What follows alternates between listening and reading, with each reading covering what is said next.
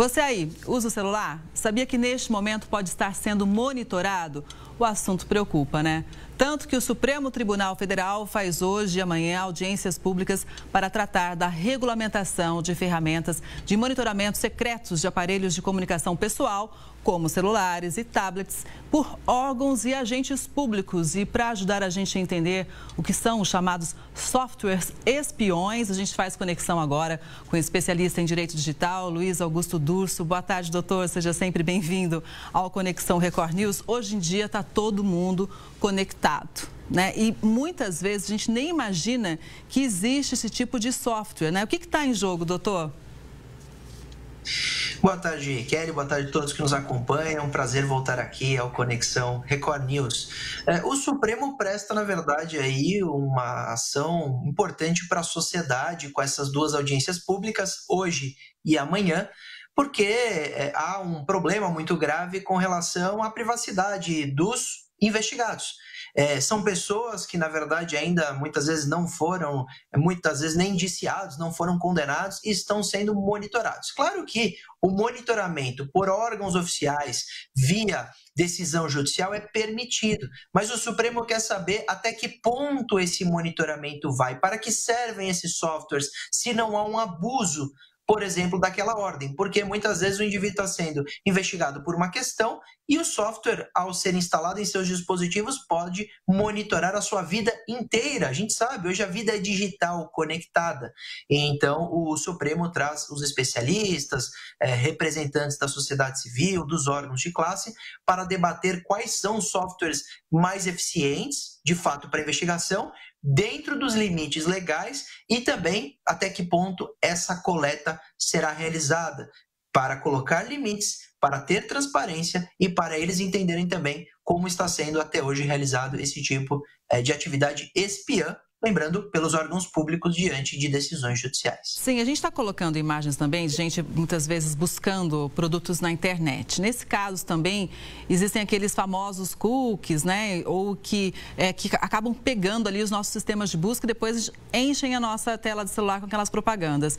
Em relação a esse ponto, doutor, no que o Brasil já avançou ou não? Olha, Kelly, o Brasil avançou muito. O Brasil é quase um país modelo quando a gente fala de proteção de dados. Nós temos uma lei super importante em vigor, que é a Lei Geral de Proteção de Dados, que inclusive dá base para o Supremo se preocupar com essa ação da polícia, dos agentes públicos, e também dá base para os titulares dos dados não terem a sua privacidade violada. Porque é muito interessante, porque a preocupação do Supremo nessa audiência pública são os agentes públicos, mas nós também somos monitorados e, de alguma forma, temos a nossa privacidade invadida por empresas privadas. Toda vez que você usa um dispositivo eletrônico, toda vez que você coloca algum dispositivo na internet dentro da sua casa, câmera, babá eletrônica, fita de LED, qualquer tipo de dispositivo eletrônico, ele coleta dados. E aí, sem dúvida nenhuma, tem que ter limites nessa coleta. Você bem disse dos cookies, histórico de navegação, coleta sobre essas informações, e isso tem sido um debate mundial. Hoje as empresas mais sérias, elas fazem publicidade, principalmente na TV,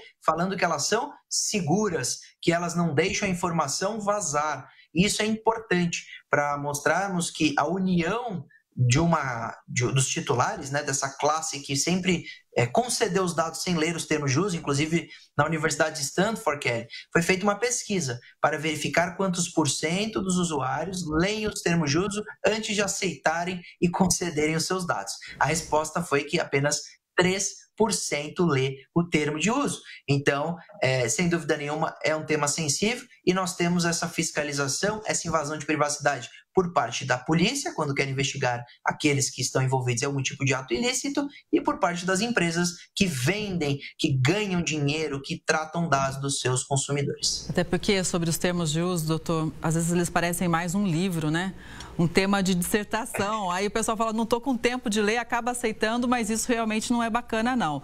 Aproveitando, a gente tocou no assunto dos cookies, o que são os cookies e mais, a gente tem que aceitar ou não tem que aceitar? Pergunto que é uma dúvida que chega aqui com frequência. Olha, Kelly, a premissa é ler o termo de uso do que é possível, do que dá para entender, até porque a Lei Geral de Proteção de Dados colocou que toda a parte de coleta e tratamento tem que vir em destaque. Então, preferivelmente, nos termos de uso, toda a parte de tratamento estará antes das outras coisas, não menos importante, mas que você não precisa se ater quando falamos de privacidade e coleta de dados. Com relação aos cookies, são ferramentas, claro, são algum tipo de inteligência artificial, algoritmos que monitoram os seus cliques, do tempo que você passa em cada página na web, os termos utilizados na busca. Ele faz o seu perfil de consumo, o seu perfil de utilização da web, para que aquele site, aquele empreendedor, aquela empresa conheça melhor o usuário e o bom senso, entregue conteúdos no sentido de que você procura e quer, o que a gente chama de conteúdo recomendado. Não necessariamente é algo saudável. Por isso que a recomendação é sempre recusar, quando possível, os termos de uso. A não ser que você realmente viva precisando da ajuda do algoritmo para te mostrar aquilo que você procura, então sites com preços melhores, daquele produto que você está procurando, etc. O ideal é sempre a coleta no mínimo necessária, quando necessário. Até porque nós precisamos lembrar que esses dados não só são tratados pelas empresas, mas, lamentavelmente, são vazados. Várias são as empresas no Brasil que já sofreram com vazamento de dados. Doutor, agora então, voltando... a recomendação... Perdão, pode concluir. Pois não. Pode concluir, doutor. Eu só ia recomendar que é sempre importante conceder a menor quantidade de informações e dados pessoais, que isso significa mais segurança. Com certeza. Agora, com relação a esse tema que está sendo tratado aí pelo STF hoje e amanhã, o senhor acredita, pela experiência que tem já na área jurídica, que o que sair ali em relação aos agentes públicos pode ter uma repercussão a mais para... dentro dessa questão da segurança de dados aqui para a gente, porque realmente é um assunto que preocupa muito, né? Onde os nossos dados vão parar? Kelly, muitas vezes os nossos telespectadores não entendem a profundidade e a importância desses dois eventos, que são essas duas audiências públicas. Nós tivemos nos Estados Unidos, depois dos atentados de 11 de setembro, uma empreitada do governo americano denominada Guerra ao Terror. E diante dessa premissa, o governo americano monitorou milhares, centenas de milhares, até milhões de norte-americanos com a justificativa que estavam procurando terroristas. E aí, o americano não tinha mais privacidade. Essa justificativa e o bom senso na investigação nem sempre prevalece. Pode acontecer de um agente público querer ter mais informação, querer procurar mais, em tese, autores, e no caso dos Estados Unidos eles tinham uma grande justificativa, porque tinham acabado de sofrer um atentado, então valeria tudo para encontrar outros terroristas, a ponto de tirar toda a privacidade do cidadão de bem, do cidadão comum. Por isso que essa audiência pública hoje tem uma grande relevância na esfera política, na esfera pública e na esfera social, colocando limites de quais aplicativos são bem utilizados, também para verificar, Kelly, quais são os aplicativos que vão ser utilizados, para verificar quem são os desenvolvedores, porque não só sempre o agente público terá acesso, mas também aquela empresa aquele software é desenvolvida por uma empresa que pode também ter acesso a esses dados. Então, verificar se também aquela empresa que presta serviço público, porque está disponibilizando sua ferramenta para essa polícia, para esse agente público de investigação, se ele não tratará informações excessivas dos investigados.